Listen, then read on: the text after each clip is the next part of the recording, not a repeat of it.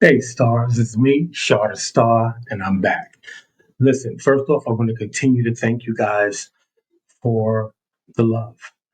Please continue to like, share, comment, and subscribe. That's what I need you to do. It's free. Come on. What y'all talking about? What you talking about, Willis? Listen, here in New York, New Jersey area, the temperature lately has changed and we're down to like 59 degrees, 60 degrees possibly. And so, I'm drinking my lemon ginger tea. And this is my favorite times of the year, fall and spring. Um, yeah, but the weather's changing and it's getting cooler, and you try to work with it.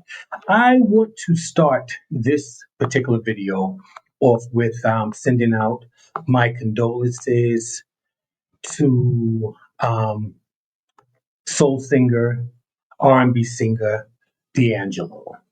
Um, I don't know. Some of you guys may have heard just today it happened. R&B singer passed away today, Tuesday, October 14th, at the age of 51. Um, D'Angelo was known for quite a few hits, but Brown Sugar would have been one of his biggest. You know what I mean?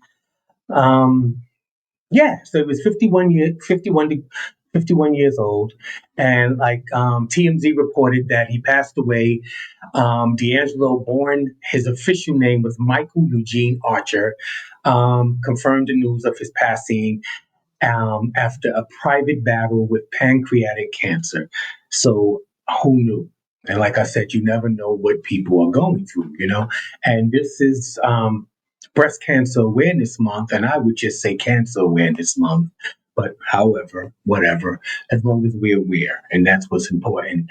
Um, yeah, if you get a chance, go back to D'Angelo. His music is fire. D'Angelo is a big reason why a lot of us got cornrows. I know he was one of the reasons I did, and wore braids for the length of time. Shut up. I had braids, pretty long braids at that.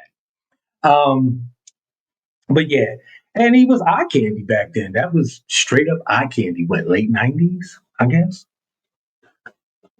I don't know. Vintage, I guess, right? That's what it is. So again, I wanted to send out a rest in peace and our condolences to his family, his friends, and his fans. But let me get rid of this and bring another part of the story that nobody's even thinking about. As a lot of you may know, D'Angelo shared a child with the late singer Angie Stone. They have a son together. And if you remember, Angie Stone passed away this past March 1st, 2025, in a car accident.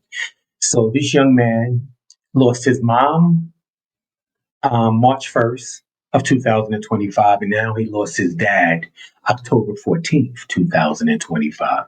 So I want to send out condolences to that young man and the entire family. And yeah, you never know what people are going through. Please check on your strong friends, check on your strong family members.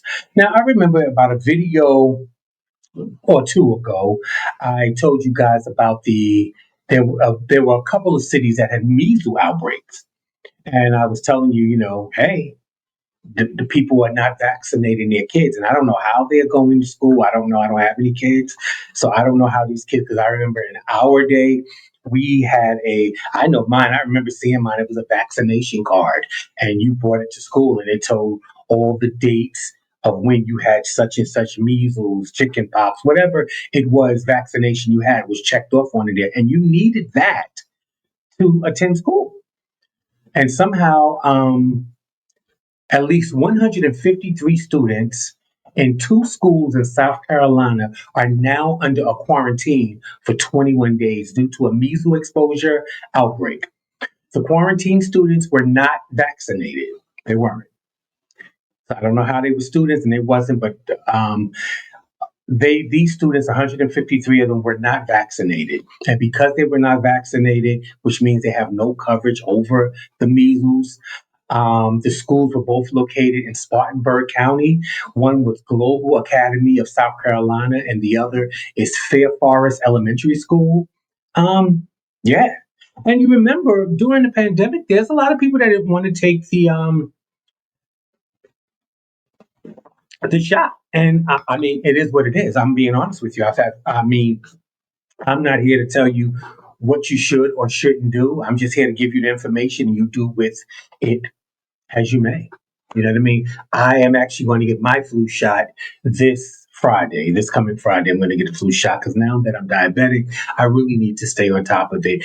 And my walking partner told me today that he had just went and took a new COVID shot. And I didn't know it was something new or whatever, but I'm going to look into that too. Because I don't know if you guys remember, I brought in the new year with the flu. I went to the hospital. Had the flu. Went to the hospital New Year's Day, and they kept me for a few days. I had the flu, so that wasn't fun, and I'm not looking forward to that again.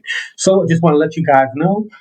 And if it's happening in South Carolina, it can happen here. And let's think, people, we're in the flu season. Then you have COVID. Then you have whatever. All of these things have the same type of symptoms. So you don't know what it is. You don't know if you have a cold, you don't know if you have the flu, you don't know if you have COVID, because they all have pretty much the same symptoms. So you need to go and find out what it is you have so you can be treated for whatever it is. It's not the same treatment for each and everything, you know?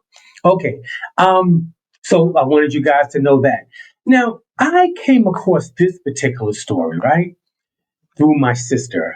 Yeah, my sister. I have a sister. Um, Cambria, and she has a page, and I'm gonna get her permission before I put all her information out there for you guys. But she's a nurse. Actually, she's a doctor, and she has a whole bunch of degrees. And she has a platform that she's always talking about medical things and different things. Very interesting, and I find it interesting, and not because it's just because it's my sister. I like it. um, I like an educated point of view on things. Sometimes people say things, but I would like to know from point A to point B sometimes. And she has a great way of explaining those types of things. Nevertheless, she told the story on her page, and I wanted because her goal on it was, should police be trained or more trained in medical emergencies? And then I'm going to explain to you what we're saying, and then we'll talk about it. Okay, so let me bring up this picture. Um, this is the gentleman that we're talking about, and as it says, a postal worker died from a massive stroke while police and jail staff ignored him for hours. Now they face a federal lawsuit. Okay, so we see what's going on. This is him in the back of the patrol car, and I'm going to tell you the story now. Let me get rid of that, and let's go. So, according to this federal lawsuit that was filed, the incident took place on November 16, 2024. Mr. Bimpong is his name. Mr. Bimpong left work early due to a headache. Okay, he works for the postal service. He had his uniform on, his postal vest and everything. So he left work early because of a headache. On his way home, he made a left turn on red. That's what led the Egan police to pull him over. During the traffic stop, Bin Pong reportedly could not tell officers the simplest of facts. Like, he didn't have answers. He didn't know who he was. He was slurring his words. He didn't know where he was. He didn't know his name. He didn't know what year he was in. He didn't know who the president was. Those are the questions they asked. He didn't know any of those things. So at that point there, they go straight to that he's impaired. Either he's drunk or he's under some type of narcotic, right? So they can't smell alcohol, so they can't say straight drunk. So they're assuming that he smoked something or took something, whichever the case is, right? Not taking into consideration he could be going through a medical emergency, right? But what these officers did, which I think was the right thing, they called Officer Martin Jensen. Now, Martin Jensen is considered, this is what his title is. He's a drug recognition evaluator. Drug recognition evaluator, DRE, especially trained to distinguish medical emergencies from drug impairment. Okay? So these officers couldn't tell, so they called Officer Martin Jensen to the scene. He comes to the scene. Now, Martin Jensen is supposed to be the one to evaluate to say, well, either this is a medical emergency or he's under some type of influence of some type of drug. They can't say alcohol because you would smell alcohol and they don't. Okay? Well, Mr. Jensen, Officer Jensen, didn't show up to do his job. He was heard on camera, one of the patrolmen's body cams, stating that the evaluation that he would need to do on Mr. Bing Pong at the time would take 30 to 45 minutes. And he thinks that it's a whole bunch of wasted time. So they can just take him to jail. That was his evaluation. Just take him to jail. I don't, he didn't feel, and that's the way the question was this because he was African American that you did not find it important to find out what the problem was? If it was either medical, was he actually going through a medical emergency, or was he impaired in some manner? Right? So he wasn't, and that's where the problem comes. Why? If he was Caucasian, would you have treated him differently? Would he have immediately went to the hospital? Or so that's what the lawsuit. So yeah. So the paramedics were not called, and Mr. Bim Pong was transferred to Dakota County Jail, where the lawsuit claims his condition worsened. Despite officers doing multiple wellness checks and citing inmate and cell okay and the official jail log, like they have a jail log, and when they put you in there, they have to come check on you every hour. So every hour they come check on you, and when they come back from checking you, they write, whoever's in cell, whatever, okay. No problem, no emergency. And they said that they did that. We don't really know if they did, allegedly. That's what the official jail logs are stating. Well, he ended up losing control of his bladder. Then he fell and started to roll in his own urine. So the jailers didn't think it was important enough at that point to come into there and get him and find out what's going on with him, what's wrong with you. Because at this point, why is he arrested? What did you charge him with? Well, he started to foam at the mouth. And again, Mr. Bimpong was 50 years old. This whole thing from being arrested until where he was in jail, he was there under their supervision for 5 hours and 45 minutes. So he had a massive stroke. He had actually had a stroke is why he didn't remember his name and where he was and what state he was in when they first pulled him over for making a left turn on red. He was having a stroke then, and that's why he couldn't give them that information. So the question is, should police officers be more trained? And my thing is, what type of training would that be? I mean, we can't expect the police officers to be doctors too. Let's be honest and be real. Now, I think that these officers, whoever they are, did the right thing by calling Officer Martin Jensen, who's the drug recognition evaluator, DRE, trained to distinguish medical emergencies from drug impairment. Okay, which I really wouldn't even know what the difference would be. So I think that me personally, I think that the officers did the right thing by calling the officer for what his specialty was. But he did not do his job, which means the department did not do their job. And why was that? Why was that? So, yeah, he passed away. Mr. Jensen was after foaming at the mouth while rolling around in his urine because he lost his bladder control. He was taken to the hospital. Um,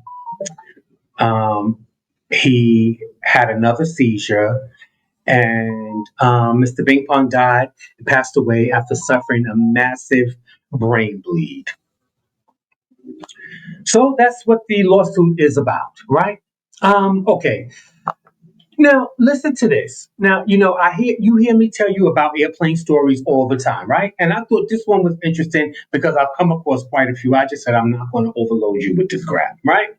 Because vacation time is over. Sure, some people are still flying and doing things on a daily basis, but the majority we made it safe and sound, thank God, over the vacation area of here, New Jersey and New York area. We are kind of like batting down the hatches for everything at this point. You know what I mean? Okay, so And the news is not talking about this. And this is why I like to bring you these stories because guess what? A passenger jet. Let me find something first. Let me bring this up so you know that and you want to look into it even more where you can because I don't understand why the news is not talking about this. I have no idea. Have no idea, right? Well, it says passenger jet comes within 6 minutes of running out of fuel, forcing an emergency landing. All right. So we're gonna come up out of this. And now I'm going to, so I don't know if you guys, if my cancellation on my mic is picking up them. The landscapers are outside doing the grass and stuff like that, which is almost the end of that with them. So, you know. Anywho, a passenger jet comes within 6 minutes of running out of fuel, forcing an emergency landing. Now, this incident involved Rainier Air Flight FR 3418. And this is a reminder of the critical nature of fuel management in aviation and the chances that the pilots and the airlines are willing to take with your life in their hands. So, this flight, which was set to travel from Italy to Scotland, faced several weather conditions that made landing at its original destination airport nearly impossible. So it tried to make two attempts to fly where it was scheduled to fly, but because of bad weather, for whatever reason, they didn't say it was just impossible for them to fly. So they were told to divert to Manchester, England, right? And this is going back there, going to Manchester, England, they realized that they only had 6 minutes of fuel left in the flight, in the plane. As they reached Manchester, England, and landed, they only had 6 minutes of fuel left in the plane. 6 minutes is nothing, people. Nothing. And I find it crazy that you would take a chance with this many passengers or with on a passenger airline. This is not private. This is public. Listen, I don't know what's going on with, and this didn't even happen in the United States. Again, this was from Italy. This was going from where were they going from Italy to Scotland, and they had to wind up doing an emergency landing in Manchester, England, because they had no more fuel. They had ran out of fuel, and they got so close to 6 minutes of fuel left. 6 minutes. That meant that the pilot could not make one mistake landing that plane, meaning to the point where he came in too fast and he would have to take it back up and try it again. He wouldn't have more time. 6 minutes, people. Listen, I don't make them up. I want you to know what's going on around you. Okay, now we've talked about, and this is my last story. I'm going to let you guys go. I'm not going to keep you. But listen, I know we've talked about ICE, right? Arresting. And I think I told you maybe a month or two ago, I told you about a police officer in Rhode Island who was arrested by ICE because allegedly, he was originally from Jamaica and he came to the country on a work visa and he wound up joining the police force while he was here. Without being a citizen, he wound up joining the police force. Um, all of the stuff came about when he went to pick up his firearms. Remember, that was when they was like, wait a minute, you shouldn't be eligible because you're such and such and such and such. You're not even supposed to be in this country. But yet he was a police officer at that time. Okay, well, right here, I'm gonna tell you, Ian Roberts, all right? He's the superintendent of Des Moines Public Schools. He was arrested by ICE due to an alleged illegal immigration status and previous legal issues leading to a significant implications for the school district, which means that somebody's not doing their background checks. And what I can honestly say, I'm aware of what a superintendent of schools. They're like a bishop in church, where you have one bishop and he's over a certain amount of churches or locations or districts or however you want to call it, right? Well, this is the superintendent, Ian Roberts, who serves as the superintendent of Iowa's largest school district, was arrested by U.S. Immigration and Customs agents, ICE, on September 26, 2025, just last month. He is a Guyana native who entered the U.S. on a student visa back in 1999. Wow. Okay. Roberts has faced a final order of removal since May 2024. So the superintendent of the largest school district in Iowa was sent a final order of removal back in May of 2024. We're now in October 2025, which means he was ordered to leave the country due to his immigration status. How did he get the job? Now, I know that he could have possibly had the education because he originally came here on a student visa back in 1999, right? So 1999, and we're in 2025. He spent a good 25, 26 years here. So I'm sure he's amassed a lot of education here, right? And I say that because superintendents that I know of usually have doctorates in whatever their specialty is, right? Doctorate in education and whatever, childcare, whatever. They're usually doctorate and definitely, yeah. So, yeah. So you're a superintendent. A superintendent is over the schools, over their budgets, over everything. Like he has the last say, the final say at that point. And how did this man become a superintendent of the largest school district in Iowa, and he wasn't even supposed to be in this country. And mind you, was alerted May of 2024, almost a year and a half ago, to leave the country. So they knew how to get him the information, how to send him a final order of removal, is what it's called. Y'all didn't know that he was a superintendent of schools in Iowa? I can't even explain it. I don't know. It seems like who's doing these background checks? And now ICE is just running rampant, running crazy. But we got people holding real positions in this country. Superintendent of schools in Iowa is not a little position. That's stop, stop it. Listen, guys, I want you to know, I want you to be intentional. Listen, I want you to check on your strong friends. I want you to check on your strong family members. I love you guys. Hope to see you soon. Enjoy the remainder of your week, and I will see you when I see you. Enjoy your day. Have a great day.